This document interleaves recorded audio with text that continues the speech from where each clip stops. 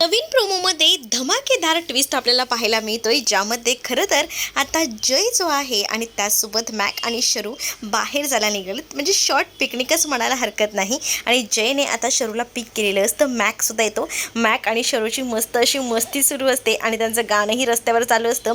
सहलीला जायाचं जायाचं सहलीला, हे गाणं आता दोघंही जण बोलतात. त्यावर आता जय थोडा ऑकवर्ड झालेला असतो. दोघंही जण गाडीत बसतात. आता जयची अशी इच्छा असते की शरूने ना आता आपल्या बाजूला बसावं, पण शरू बसलेली असते मागे आणि मॅक बसलेला असतो जयच्या बाजूला. त्यामुळे आता राग येत असतो इकडे मात्र जयला.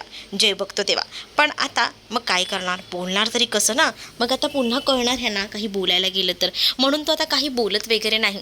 तो डायरेक्टच ना गाडीत जाऊन बसतो. मग आता तो स्वतः गाडी ड्राईव्ह करणार असतो, पण आता जेव्हा शरू मागे बसलेली असते ना, तेव्हा त्याला शरूकडे पाहायचं असतं. म्हणून तो आता जो समोर आरसा असतो ना, तो एकदम व्यवस्थित सेट करतो, जेणेकरून मागे बसलेली शरू त्याला दिसायला हवी ना. यासाठी एवढं भारी प्लॅनिंग आता साहेबांनी केलेलं असतं.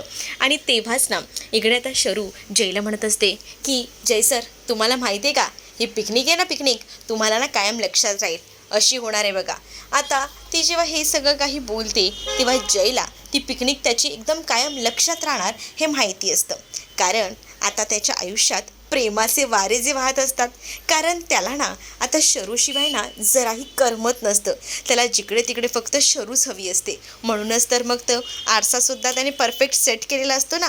तर तुम्हाला भाग पाहायला आवडेल का, हे मला कमेंटमध्ये नक्की सांगा. आणि अशाच अपडेटसाठी आपल्या चॅनलला सबस्क्राईब करायला विसरू नका. चला तर मग भेटूया पुढच्या भागात. तोपर्यंत टाटा, बाय.